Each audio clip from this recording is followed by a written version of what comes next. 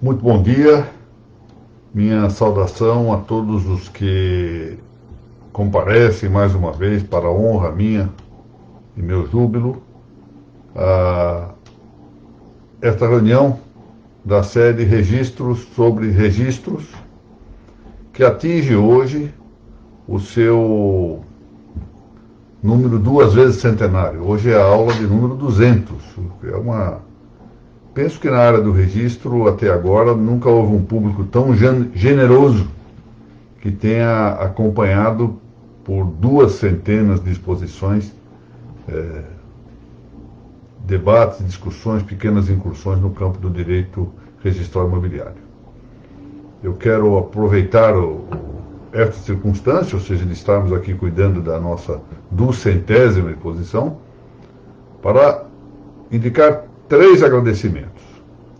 O primeiro deles, pretérito, mas muito importante, tanto à Academia Brasileira de Direito Registral Imobiliário, que teve a iniciativa, em príncipes eras, por assim dizer, de realizar estes encontros, e iniciou também a divulgação pelos meios eletrônicos, como particularmente a Uniregistral, de que é reitor o Dr. José Renato Nalini, e a ARISP, Associação dos Registradores de Imóveis de São Paulo, tanto na gestão do Dr. Francisco Raimundo quanto do Dr. Flaviano Galhardo, que apoiaram, patrocinaram durante boa temporada este nosso evento. Em seguida, agradecer muitíssimo, realmente muitíssimo, a honra que me concede a ANOREG do Paraná, por sua presidente, a doutora Mônica Dalla Vecchia, pelas entidades que integram a ANOREG, todas as entidades, com seus presidentes, com as suas juntas diretivas, por me terem hospedado nesta página prestigiosa, dando assim a ocasião de que nós prosseguíssemos estendidamente com esse nosso percurso relativo ao direito registral imobiliário. E por derradeiro, last but not least, é preciso agradecer muitíssimo àqueles que têm dado o testemunho presente, frequente, de acompanhar essas aulas. Esse público que, tanto presencial quanto pela via eletrônica, é a nutrição verdadeira que anima a minha ideia de prosseguir com esses nossos eventos acadêmicos. Então fica assim consignada a minha gratidão pela presença de tantos que despendem seu tempo acompanhando essas nossas incursões no tema do direito registral imobiliário.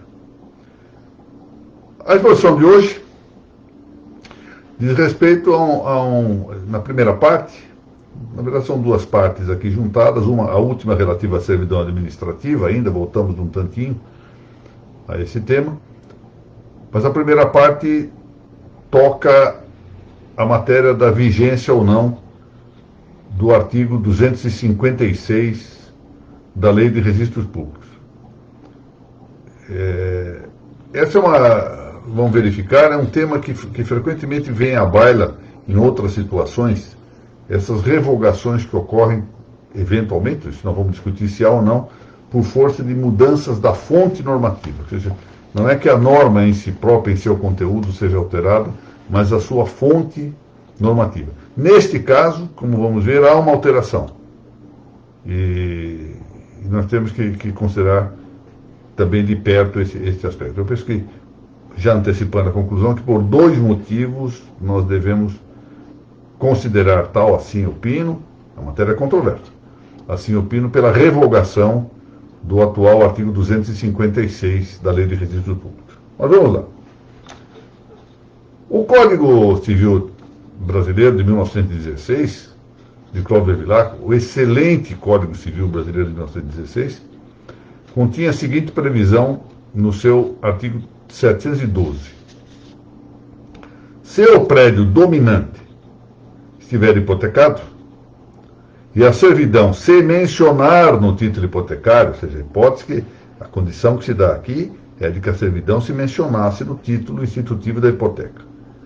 Volto a dizer, se o prédio dominante estiver hipotecado e a servidão se mencionar no título hipotecário, será também preciso, para a cancelar, Já fiz aqui algumas críticas em aula anterior a essa expressão cancelar. O consentimento do credor.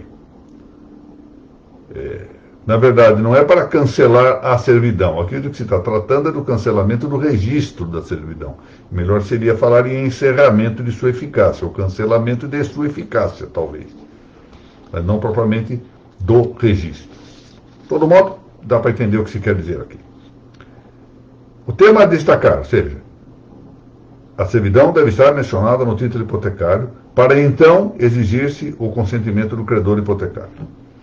De conformidade com o texto desse artigo 712, a doutrina brasileira, a doutrina civilista da época, a doutrina magnífica, né, se nós pensarmos em nomes como Cláudio de Vilacqua, Carvalho Santos, autores de primeira ordem, Paulo de Lacerda, etc., Washington de Barros Monteiro, depois mais recentemente, Silvio Rodrigues, e outros nomes, em que somente poderia, assim entendiam os doutrinadores, somente poderia o credor hipotecário opor-se à extinção das servidões, já que era pedido o cancelamento, o consentimento dele para que se lançasse a averbação correspondente, se as servidões estivessem previstas no título institutivo da hipoteca.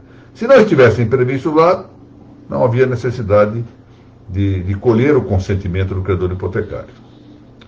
Eu vou ler aqui o texto de Cláudio de Vilacqua. Ele é uma coisa que eu tenho recomendado frequentemente, ou seja, é fácil achar pelo menos a edição histórica aí nessas livrarias de livros antigos, né, os chamados sebos. Nós encontramos até os textos, as edições originais, do comentário de Cláudio de Vilacqua ao Código Civil de 16. São comentários imperdíveis, extremamente concisos, muito bem escritos, exatos, vale muito a pena. A servidão é uma qualidade útil do prédio dominante, diz ele. Aumenta-lhe o valor e no caráter de coisa acessória está com o prédio vinculada ao ônus hipotecário. Portanto, ele admite essa vinculação. Por isso, depende da vontade do credor permitir que ela se cancele, exatamente porque há esse liame. Se, porém, a servidão não estiver mencionada no título hipotecário, não se entenderá que ela está excluída da garantia. Porém, sim, atenção a isso, o liame se mantém. Porém, sim que o credor não tem direito de impedir-lhe ou de impedir a sua extinção. Entendam bem. Então, o liame persiste, mas, neste caso, o credor não tem o direito de impedir que ela se extinga.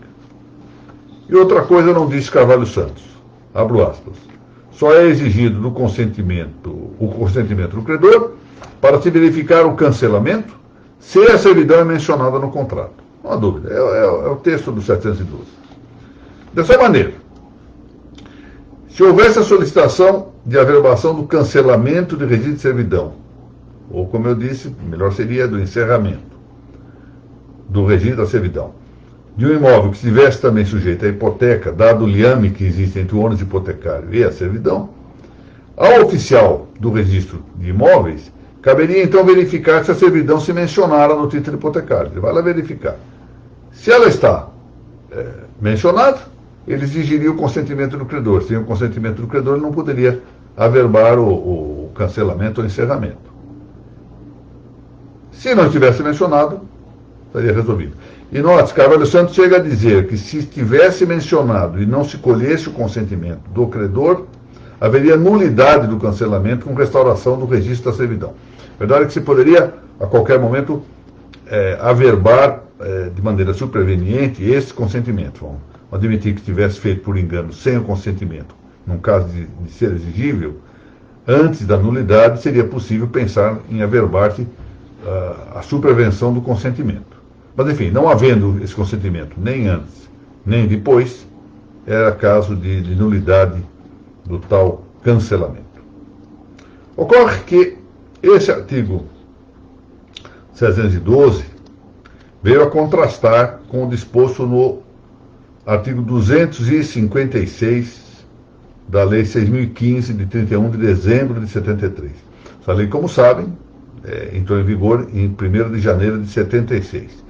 E o artigo 256 da Lei de Registros Públicos diz o seguinte, abro aspas, O cancelamento da servidão, quando o prédio dominante estiver hipotecado, só poderá ser feito com a aquiescência do credor expressamente manifestada.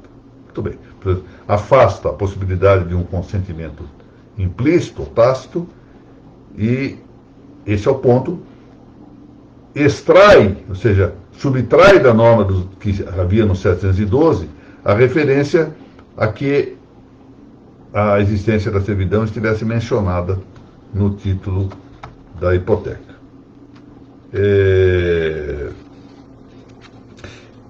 Vale dizer, com esse dispositivo legal da Lei 6.015, já não se condicionou a exigência do consentimento do credor hipotecário ao fato de mencionar-se a servidão no título institutivo do ônus da hipoteca. Então, com ou sem essa menção, a lei passa a exigir o consentimento do credor hipotecário. Walter Seneviva, por exemplo, meu estimado professor aqui de São Paulo, estive com ele no famoso congresso do Sinder em Moscou, isso no ano de 2000, 2003, 2004. Estávamos lá o desembargador Décio Erpen, o João Pedro Lamana Paiva e a Yara.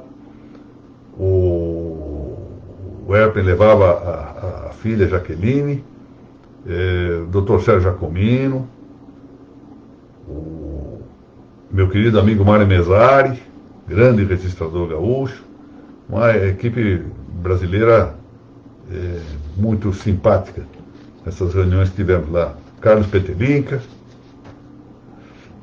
saudosos tempos dessas reuniões. Muito bem. Mas voltando aqui, Walter Seneviva aplaudiu a novidade, dizendo o seguinte: estando o imóvel hipotecado, depende o cancelamento da anuência do credor, mesmo que na servidão não se mencione o título hipotecário, diversamente do que dispõe o artigo 312 do Código Civil, que nessa parte foi modificado e para melhor. Havendo registro da servidão, no cartório imobiliário, o conhecimento do credor é presumido. Bom, a ideia é interessante. Aqui não é que na servidão se mencione o título hipotecário, no título hipotecário se menciona a servidão. Aqui um pequeno lapso de construção do professor Walter, que faz que fundamenta com razoabilidade a razão pela qual não havia necessidade de referir-se no título, porque com a servidão estar registrada, se presume o conhecimento do credor hipotecário. O fundamento está bem articulado. Em que pese, volto a dizer, o equívoco aí de redação. Arnaldo Rizardo, que é um grande civilista, realmente, aliás, um grande jurista, em tudo que escreve faz bem. No Código Civil de 1916, comentando esse código, diz o seguinte: o consentimento do credor hipotecário afigurava-se indispensável no caso da servidão vir mencionada por escrito no título constitutivo da garantia. Fecha o aspas. Mas aí ele prossegue. Com a nova regra, se refere ao artigo 256 da Lei 6.015, é requisito necessário a aquiescência do credor, haja ou não referência do ônus do instrumento gerador da dívida. Portanto, sem aqui louvar a posição tal como a louvou Walter Seneviva, o autor concorda que essa solução, o artigo 256, alterou, como de fato, textualmente alterou, o que dispunha o Código Civil no artigo 712. Assim, da Lei 6.015, agora são palavras de Valmir Pontes, derivou que haja ou não referência à servidão no título institutivo da garantia hipotecária, aspas, o consentimento do credor será sempre indispensável ao cancelamento. Pronto, para o question.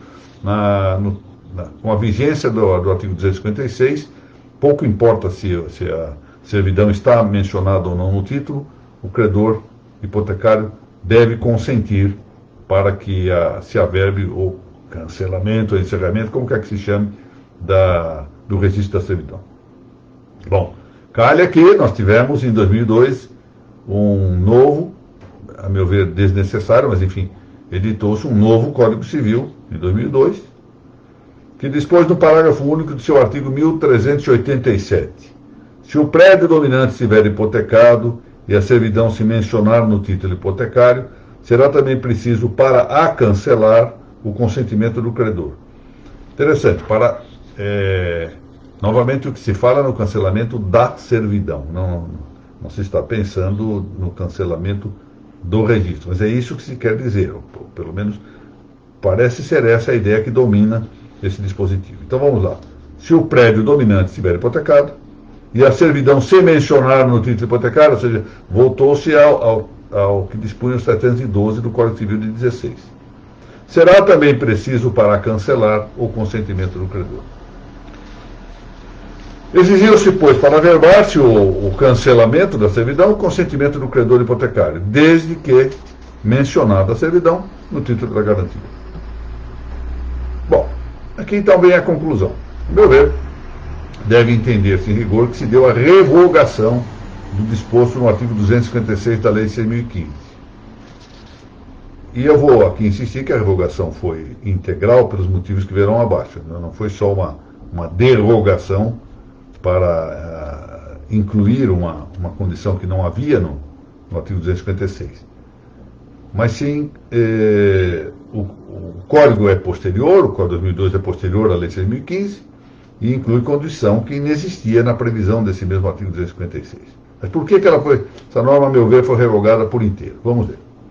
De vários modos, as leis, ou mais exatamente as normas positivas, que nós podemos também designar como normas legais, são suscetíveis de revogação no todo ou em parte. Totalmente ou parcialmente, né? Que nós chamamos de derrogação e a primeira de abrogação. Bom, dentre esses vários modos que nós poderíamos considerar, modo tácito, modo expresso, etc., vamos só considerar dois modos aqui. No primeiro modo, são as revogações que nós podemos chamar de substantivas ou conceituais, de conteúdo, porque dizem respeito ao elemento de conteúdo, de indicação nocional ou conceitual das normas. E num segundo modo, as revogações são ditas adjetivas, também ditas formais ou fontais. Porque, agora, sem alteração de conteúdo, tem modificado o seu lugar referencial. Esse é o ponto. Vou explicar um pouco melhor. Se só houvesse, com o Código Civil de 2002, a subtração de uma condição do artigo 256, nós poderíamos dizer que o artigo está meramente derrogado, ou seja, revogado em parte. Retira a condição, está muito bem, aplica o Código Civil e a norma 256 segue viva e forte naquilo que subsistia. Mas aqui não é isso que ocorre. Quando nós temos uma norma legal reiterada, repetida em lei posterior, de mesma ou superior hierarquia, o que ocorre é que ela se revoga não por seu conteúdo, já que não se trata do conteúdo, mas se revoga por sua origem. Ou seja, a norma antecedente fica revogada porque sua origem já desapareceu, já perdeu a eficácia. Isso pode parecer um pouco irrelevante, ou seja, normas que são repetitivas, uma diz a mesma coisa que outra. Mas é irrelevante, tanto faz, elas estão sendo repetidas no seu conteúdo. Mas não é assim. Tanto não é assim que nós temos que pensar no caso que muitas vezes ocorre de revogação da lei posterior. Suponha, por exemplo, no nosso caso, que o Código Civil seja pura e simplesmente revogado. Revogamos o Código Civil. O que acontece com a revogação do Código Civil? Vai revigorar-se o artigo 256 da Lei de Registros Públicos? Não. Não, é porque a revogação da lei posterior não significa automática repristinação, ou seja, reeficacização da lei precedente, da norma precedente, salvo quando haja essa repristinação expressa. Ou seja, vamos ver o que diz aqui o parágrafo 3º do artigo 2º do nosso Decreto-Lei Nacional 4.657, de 1942, aquela norma que nós sempre chamamos de Lei de Introdução ao Código Civil. Diz aqui a norma: salvo disposição em contrário, a lei revogada não se restaura por ter a lei revogadora perdido a vigência. Isso quer dizer, no nosso caso, Vamos admitir que o legislador diz, está revogado o artigo, como era o nome do artigo? Acho que é 1387, não é? Está revogado o 1387, ou o parágrafo único de 1387. Revogamos esse dispositivo. A pergunta é, seria possível sustentar que, então, revigora-se o artigo 256? Não. Não se revigora. Ele já teve alterada a fonte de que emanava. A fonte de que emanava era a lei de registros públicos, a norma foi revogada quando se alterou a fonte. Assim, as revogações substantivas supõem sempre a incompatibilidade entre normas, e seu conflito pode salvar-se por diversos critérios. Então, consideremos aqui a hipótese de uma norma ser posterior a outra, ambas de mesmo porte hierárquico. Esta é a situação que parece convir ao confronto entre o disposto no 256 e o que prevê o parágrafo único do 1387. Portanto, quer do aspecto de derrogação quanto ao conteúdo, quer quanto ao aspecto de revogação adjetiva ou frontal, o artigo 256 está revogado. Sendo assim, para o chamado cancelamento do registro de servidões, hoje, apenas se exigirá o consentimento do credor hipotecário quando o título da hipoteca indicar a existência de servidão. É interessante, isto é oportuno tanto para a atividade diretamente qualificadora do registrador, quanto para os demais juristas que têm de atuar com este assunto, os advogados para indicar o que fazer ao cliente, os notários em relação aos seus clientes, os juízes quando tem que decidir alguma coisa, os promotores públicos têm que atentar para esse fato, que o 256 já não está em vigor, tanto no plano substantivo, por essa revogação substantiva com a exclusão, portanto aí haveria derrogação só da condição, quanto com toda a razão, a meu ver, pela revogação adjetiva ou frontal, porque a sua fonte já não é a da Lei 6.015, essa nova não é mais, a fonte dela não é a 2015, a Lei 6.015, mas sim o Código Civil de 2002. Bom, agora vamos mudar um pouco de tema para fazer uma pequena aventura que diz respeito à extinção das servidões administrativas. Exatamente porque, por se tratar de cancelamento, já tratamos das servidões administrativas, mas eu deixei a propósito a matéria para unificar sob o ângulo do cancelamento, o chamado cancelamento. Bom, algumas das causas que levam à extinção das servidões administrativas são comuns com o direito privado, ou comuns ao direito privado. Por exemplo, a consolidação da propriedade dos imóveis, dominante e serviente. Quando os imóveis estão consolidados na sua propriedade, um só dono dos dois imóveis, não é possível mais reconhecer a existência de servidão, e de conseguinte, nós temos aqui uma hipótese que tanto se aplica para o campo do direito privado quanto para o campo do direito público. Mas nem todas essas causas, por exemplo, prescrição extintiva pelo desuso, conforme predominante entendimento doutrinário, eu cito aqui um livro muito interessante deste autor Juan Antônio Carrillo Donaire. O problema do desuso na prescrição extintiva, que se aplica ao direito privado, mas não se aplica ao direito público, bem como referir o tema do que se diz perpetuidade, parece melhor dizer aqui perdurabilidade, não se pode falar propriamente em algo perpétuo em relação à servidão, mas algo perdurável, com maior extensão no tempo, queremos dizer, com magna duração. Essa perdurabilidade de algumas servidões administrativas supera, portanto, o tema de que algumas das causas, entre elas, por exemplo, a prescrição extintiva pelo uso, possa migrar do campo do direito privado para o direito público. As servidões administrativas desfrutam de uma utilitas, ou seja, de uma utilidade para benefício do poder público. Aqui é que se dá, mais uma vez, a ideia da supremacia do interesse público.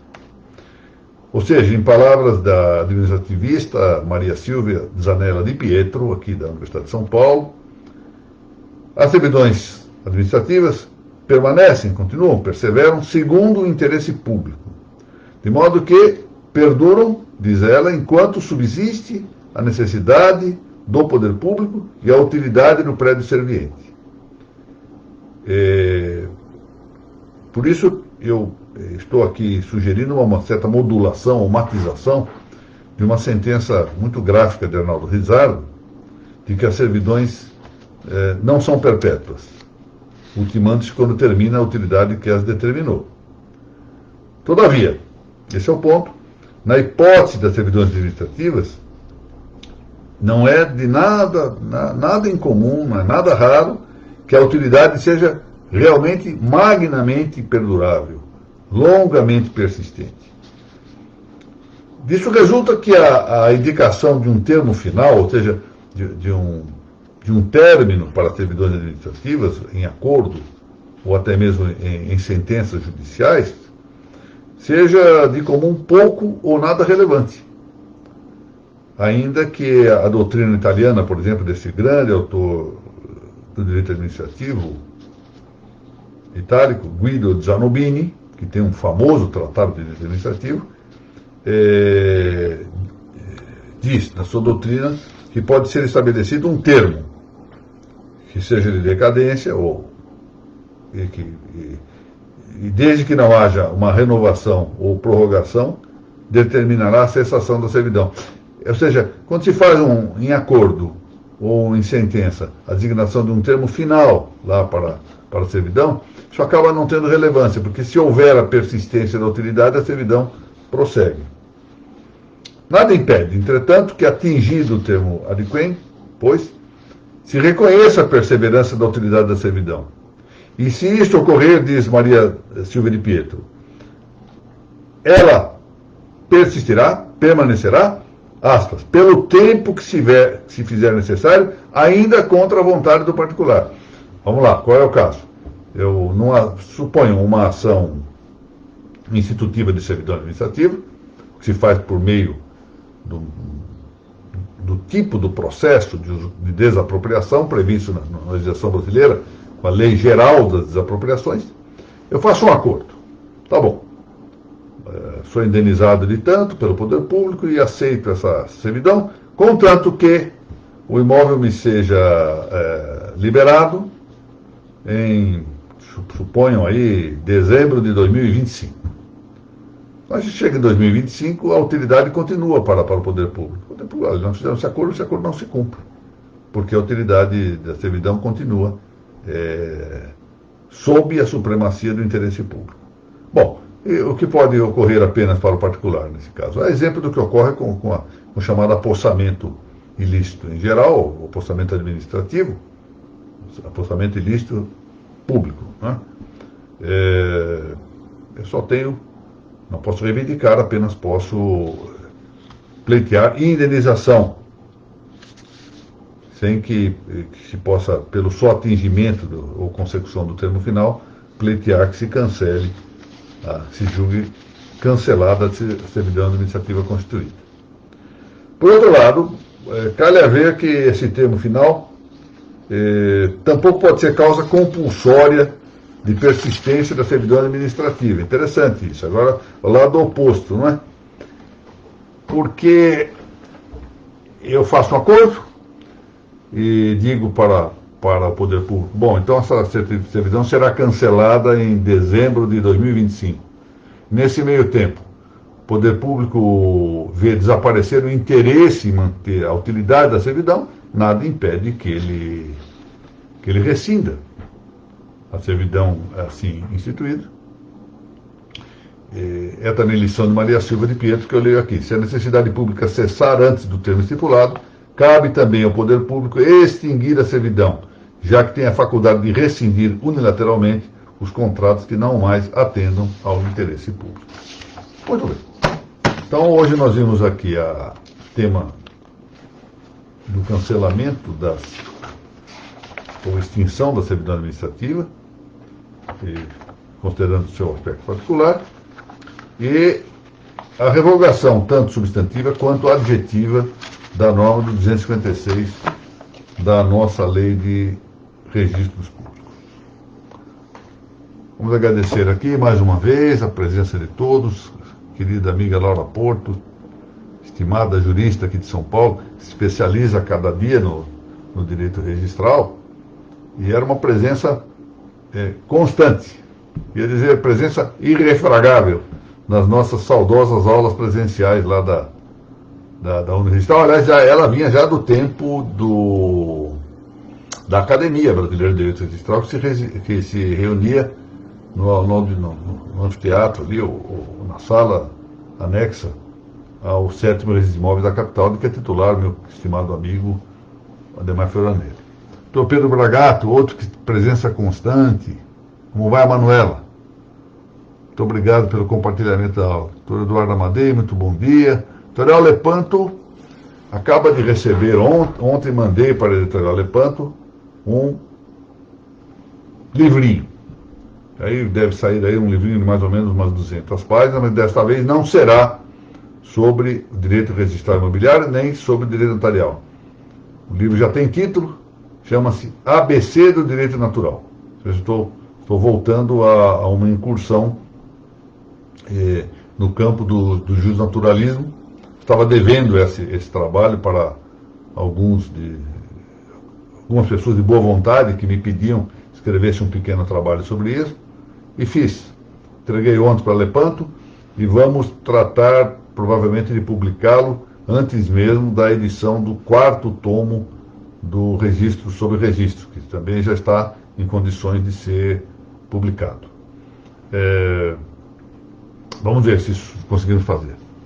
Doutora Aline, grande juíza hoje da Vara de Fazenda, fez um trabalho muito interessante para mandar para a Associação Brasileira dos Magistrados, não é? Trabalho muito interessante, que eu tive ocasião, ela me honrou com a remessa, muito bem elaborado, calcada em temas feridos por esse grande pensador brasileiro que foi Francisco José de Oliveira Viana. Doutor Matheus Santos, bom dia. Doutora Margarete Maia, querida amiga lá do Ceará. Doutora Mônica, quem tive a ocasião de agradecer muitíssimo, na condição aí de presidente da Noreg, por ter hospedado essa nossa sequência de aulas, hoje atingindo a 200ª reunião para tratar do registro imobiliário. E a Noreg do Paraná deu esta página para prestígio da continuidade dos nossos trabalhos e assim empresta a sua seriedade, a honestidade do trabalho desta organização paranaense para a continuidade dos nossos cursos. Querida amiga Eliette Guarnieri, grande magistrado de São Paulo, minha saudação. Doutor Valdecir Castiglione, outro grande amigo, e que estava permanentemente nas aulas lá da Uniregistral. Faz falta esse nosso encontro, não, doutor Valdecir? Doutor Rodrigo, grande amigo, um abraço para o Bernardo. Rodrigo é um dos talentos jurídicos que se encontra hoje emprestado ao Estado de Goiás, Tabelião, em Aparecida de Goiânia. Doutor Rogério Tobias, querido amigo, Tabelião, hoje em Jaú. Doutora Priscila Gabriele Manfredini da Rosa, muito bom dia. Fernanda Vale Jimenez, essa coautora do livro de Julgados de Uso Capião, que foi editado recentemente pela Editorial Lepanto. É uma obra interessante para quem deva lidar com o tema da uso capião. Segundo Serviço de Imóveis de Curitiba, minha saudação. Doutora Fátima Ranaldo. Doutora Fátima é, a meu ver, uma das maiores, se não hoje a maior teórica e prática do registro civil das pessoas naturais no Brasil. É um conhecimento vastíssimo, tem formado inúmera gente nessa área. E, curiosamente, com uma experiência, aliás, multissetorial. Ela conhece todas as atividades dos registros, passou por tudo isso, então domina tudo isso muito bem.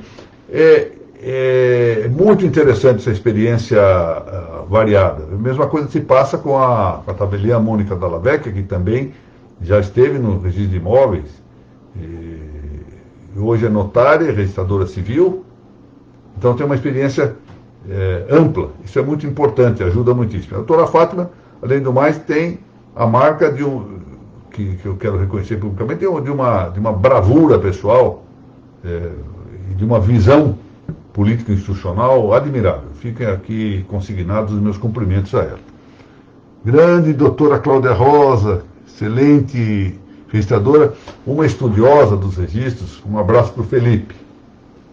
Dr. Wagner Luiz Nascimento, bom dia. Dr. Márcio Franco, bom dia. Dr. Mário Martinelli, sempre presente, muito bom dia. Dr. Edmar Schmitz, muito bom dia. Agradeço, Dr. Eduardo Amadei. Muito bem. Amanhã temos mais uma reunião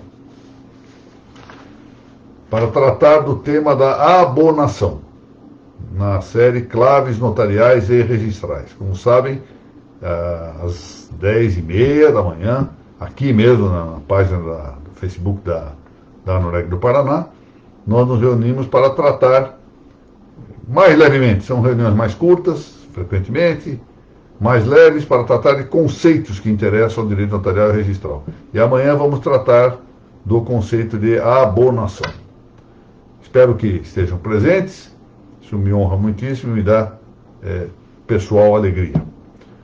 Renovo meus agradecimentos a todos, particularmente à ANOREG do Paraná, a sua presidente, a sua junta diretiva, as entidades que integram esta importante associação paranaense, e que Deus nos guarde para as próximas reuniões. Muito obrigado a todos.